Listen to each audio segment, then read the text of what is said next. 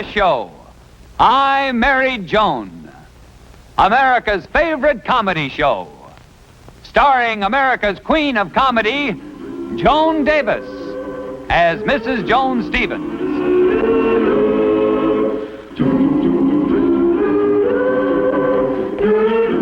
And featuring Jim Backus as Judge Bradley Stevens.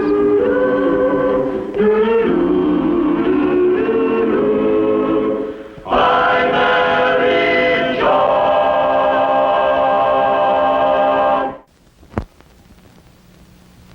Brad. Yes, dear? I'm sure glad that you agreed to dig up the garden for the new shrubbery instead of going to play golf. So am I, dear. I just have one more picture to hang and then I'll get your lunch.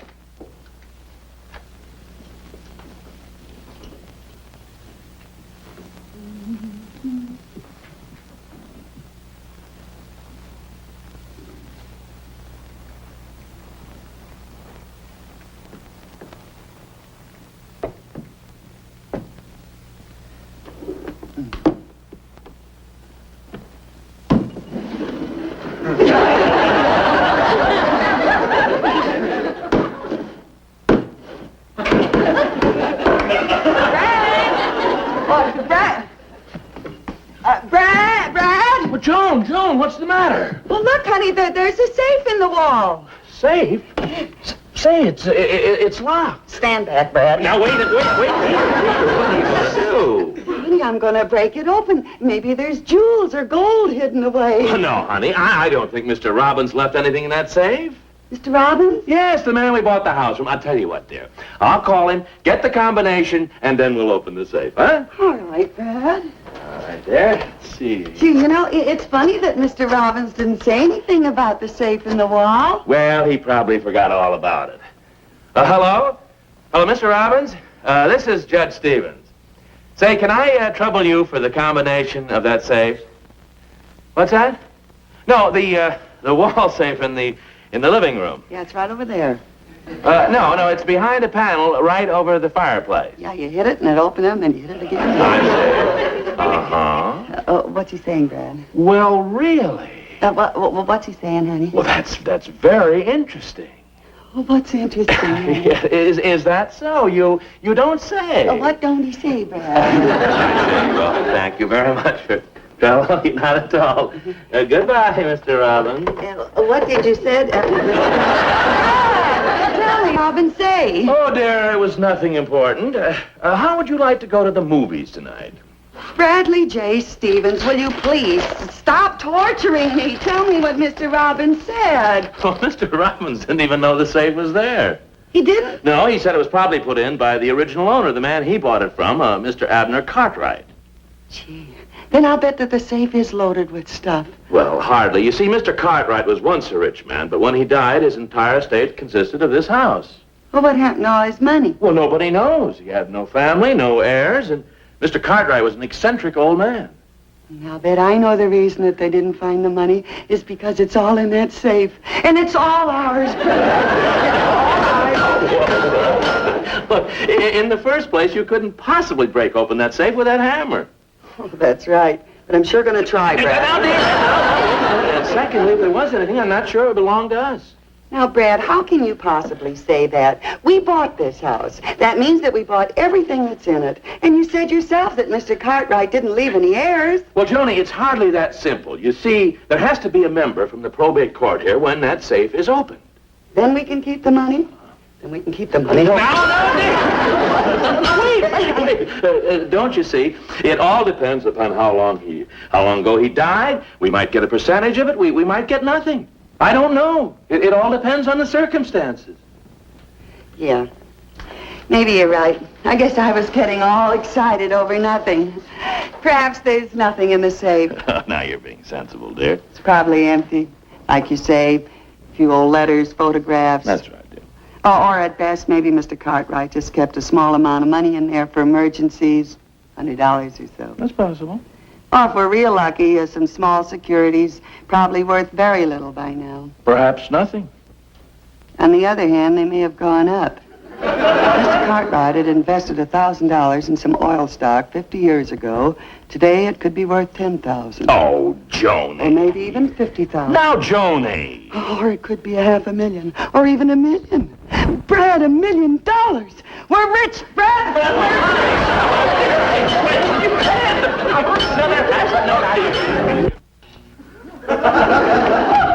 I doesn't get here.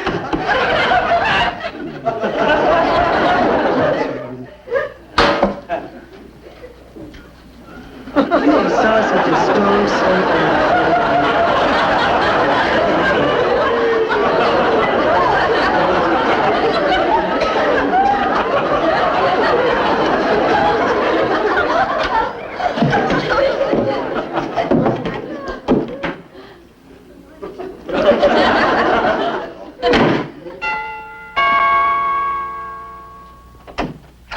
Oh, Mrs. Stevens. Oh, light fingers. Boy, am I glad to see you. I couldn't sleep a wink all last night waiting for you. This is sure going to be a funny experience for me, being invited someplace to crack a safe. Well, it's all perfectly legal. It's just that I can't wait a couple of more days to find out what's in that safe. I'm much too curious. Right over there. I hope it doesn't take too long, because my husband is going to be here in about an hour, and, well, I wouldn't want him to know about this, you know. I hope it don't take too long either. I left my car outside with the motor running from force of habit. No. Them wall safes are a cinch for a man with my experience. Good. Yeah. That's in the past, you understand. I understand you. This will only take but a couple of minutes, Mrs. Stevens. Hurry it up, huh? Mm-hmm.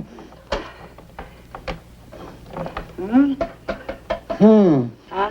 What's the matter? It ain't working out. There's something wrong. Well, what's the trouble? I don't know. I don't feel like there's something wrong. I'll bet I know what the trouble is, Louis. Just keep working. I'll fix that right up.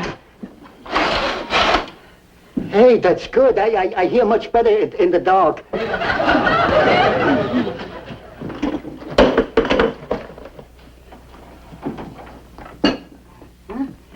Now. Oh, that's perfect, sister, perfect. I'll listen for the cops. There. I knew it was a cinch. Oh, so when you open the curtains, I can't wait to find out what's in there.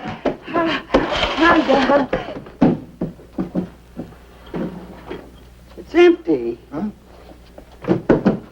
No, there's something in... Yeah, there's something in there, Louis. Oh, yes, I feel it so plain. Yeah, oh, yeah. Just,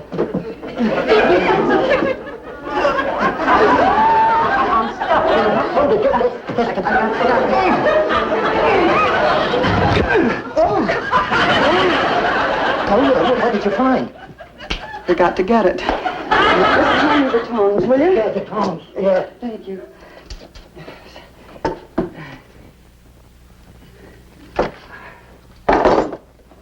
There's nothing in there but this one piece of paper.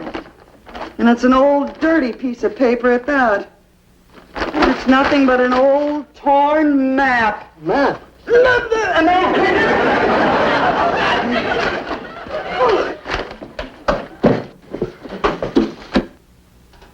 Why, it's a map of a piece of property, shaped like... Why, it's our backyard. Yeah? Yeah, and it's got some writing on it. It says, "In the garden you will see growing there a large oak tree. There upon its hanging limb your search for treasure must begin." What? It's a treasure map. I'm rich. How about that? Why, this paper is worth millions of dollars. Oh, Louis, I must reward you. Here's $20,000 for you.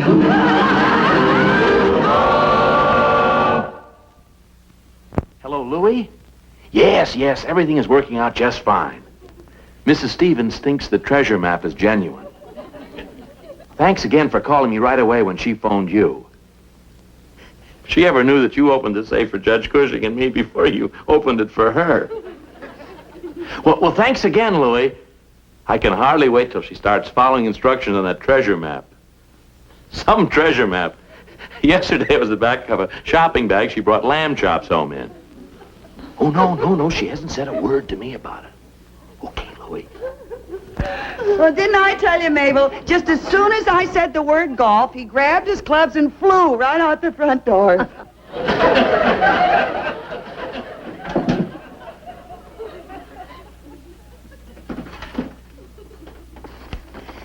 Joni, are you sure this map is legitimate? Well, of course it is, Mabel. Look at the outlines on this map. It can't be anything but this property. See, this is the back line here, slanting towards the front. And this line here, that's the street right there. This line here, that's where the building begins. No, this map was drawn by old Abner Cartwright, all right. The only thing that concerns me is what I'm going to do with all the treasure money that I find. Oh, boy, first I'm going to buy a new car and lots of furs, a yacht, trip around the world. I'll take you with me, Mabel. But suppose there isn't as much money as you think. Then you'll have to stay home, dear. I'm sorry. Go on, read the instructions. In the garden you will see growing there a large oak tree. There upon its hanging limb, your search for treasure must begin. Abner Cartwright may have drawn the map, but I'll bet the instructions were written by Henry Wadsworth Longfellow. Don't be silly, Mabel. Abner Cartwright was an old man, and this is the way he used to do things. That must be the tree over there. Which one is the oak? Well, it's got to be this one. The other one's got oranges on it. Yeah, there's the hanging limb. Yeah, but I don't see any treasure on it. Well, of course not. Listen, crawl 10 feet out on the branch you have found, and there let a pellet drop to the ground. Where's a pellet? Here's a stone. Give me a boost. Okay.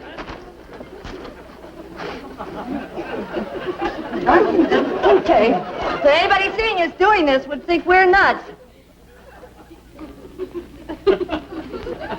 How many feet does it say to crawl out on the branch? 10. 10 feet. Okay, I better put the pellet in my mouth.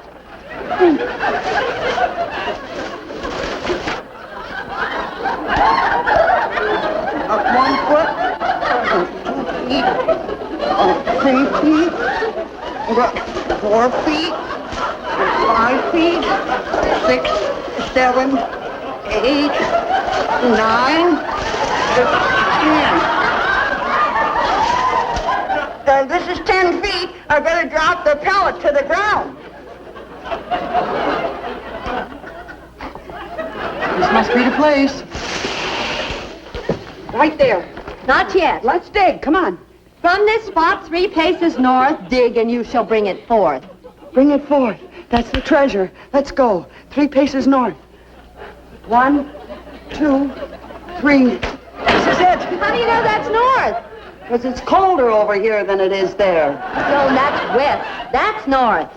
That's all right. North. 1, 2, 3. Right here, Mabel. Get my shovel. Because the sooner we find it, the sooner I can spend it. Let's go.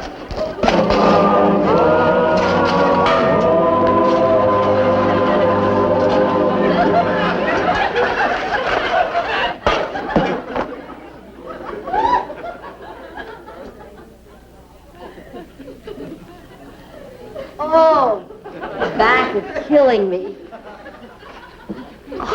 I don't understand it. We followed all the instructions. There's the tree, the hanging branch, the pellets, 10 paces out, 3 paces north. Hello, girls.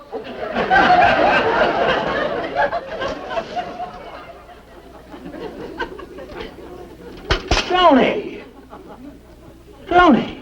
What's up, Doc? That's what I'd like to know. Get up. Well, Brad, you want the truth? Yes, I'd like to hear it. I bet you don't. I don't what? Want to hear it? I think you better tell him, Joan. Yeah, I guess so. Brad, I disobeyed you. I opened up the safe. You didn't. I did, and let's not argue about it, dear. You'll never hear the rest of it. Look, this is what I found. Oh, well, it looks like a map of some kind. It's a treasure map. I was hoping that we'd dig up the treasure before you got back from your golf game. From this spot, 3 paces north, dig, and you shall bring it forth. Joni, you actually believe this ridiculous gibberish? Well, of course I believe it. I mean, it's not ridiculous. We both know that Mr. Cartwright was kind of peculiar, you know. Poetry. Well, Brad, I admit that it sounds like it was written by a lunatic. But believe me, I am thoroughly convinced that there is a buried treasure right here in our own backyard. Oh, Joni, you're just being silly. Brad, you want to pitch in and help us dig for the treasure? No, thanks. When it comes to buried treasure, I'm what the kids would call a square. I don't dig it. Okay, Brad. If that's the way you feel, you're not going to share in the treasure. That's all right with me, Joni. Yeah. Oh, Mabel, I rubbed your back the last time. Will you rub mine now, dear? Sure.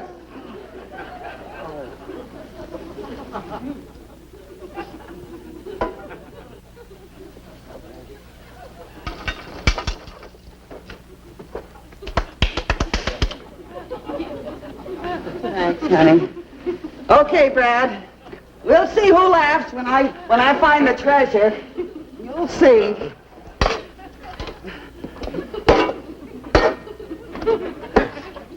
Brad! I found it! I found it! Well, what do you know? Now maybe you'll believe me. You said that there was no treasure. Well, that's a pretty small box. Yeah, it is, Annie. But maybe it's filled with diamonds and emeralds and rubies.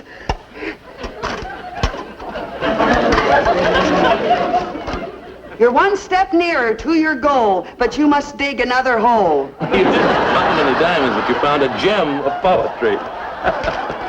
Well, at least it proves that the map wasn't a fake. Listen to this. Now you dig where two lines meet, one the line from house to street, the other the shadow thrown by the sun across the roof at 1:30. Well, that seems pretty simple, doesn't it? There's nothing to it. Help me out here, Brad. Oh, well, let's see, Brad. The line from the house to the street. There's the line from the house to the street, yeah. And let's see, there's the line from the shadow of the sun to the roof. There's where the two lines meet, Brad. And 1:30, is it? Brad, what time is it? In 3 minutes, it'll be 1:30. Never mind what time it'll be in 3 minutes. What time is it now? Okay, it's 1:30. 1:30, what do you know? Right on the nose. Let's see, the two lines. This is the spot. This has got to be the place.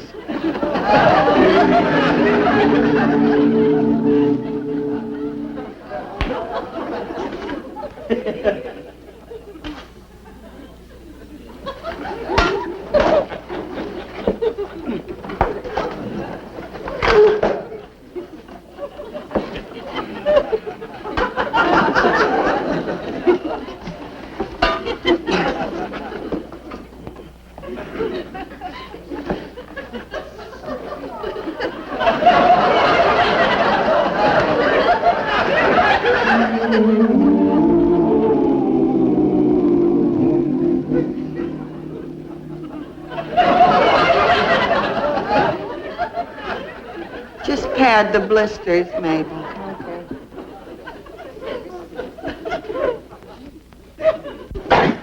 Well, how's the treasure hunt coming? Very well, thank you. Oh, Joan, stop kidding yourself. We've dug up half the county. Your Mr. Cartwright must have been crazy with his maps and poetry. I'm quitting. Mabel, you can't quit. Oh, can't I? Just watch me. But what about the new outfit that I promised you? Keep it. Just send me a check for $1 an hour for the digging. Oh, Mabel. Well, Joni, Mabel's being silly. You know, I have no confidence in this buried treasure, but I have heard of cases where people quit digging for the treasure, and the next person came along and dug 1 or 2 foot deeper and uncovered the treasure. Is that right? Yes. 2 or 3 feet deeper and uncovered the whole thing.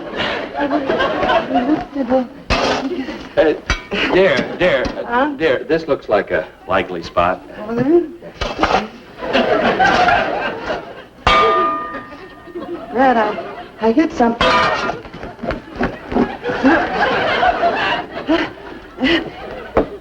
Some treasure. There's a note inside, Brad. The prize is yours if you won't balk and dig 1 more hole by the flagstone walk. Joni, that sounds like the end of the trail. Yeah. Well, Brad, now that it's getting so close, I'm getting pretty nervous.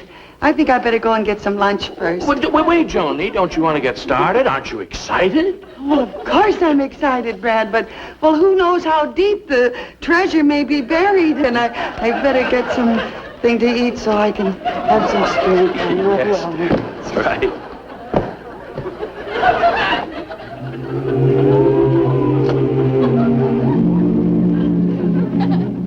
The Flagstone Walk.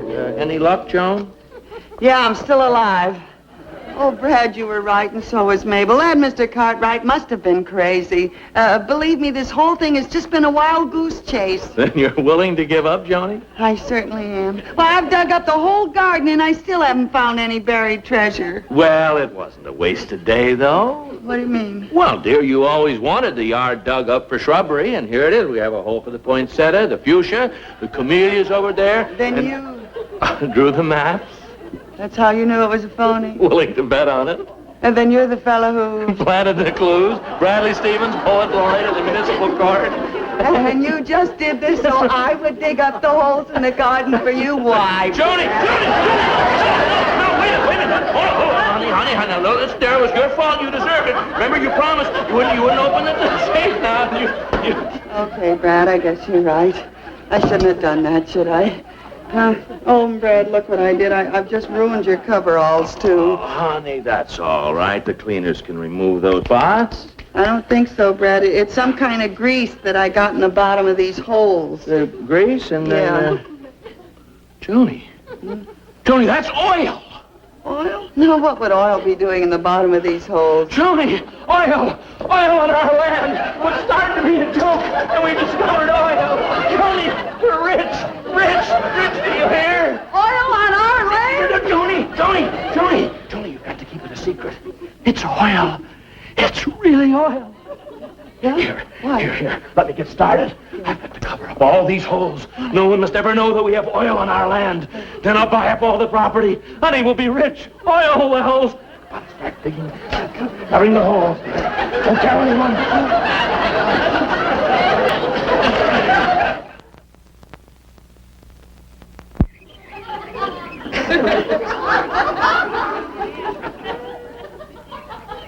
Oh, lover, you've been working all night, dear. Why don't you take a rest? Oh, I will just as soon as I get this last hole covered up.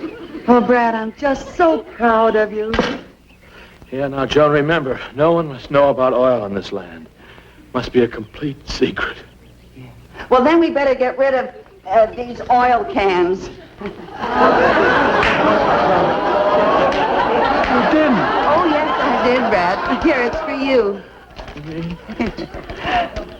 I dug holes in the yard, like you said, but none is so big as the hole in your head. You thought you were smart, but your plan didn't gel. So remember the old saying, oil's well that ends well. Joni, when did you find out? Well, honey, when I got that last note with the rhyme about the Flagstone Walk. There was no Flagstone Walk when Mr. Cartwright lived here. We put that in ourselves. Ha ha! Well, here's mud in your carburetor.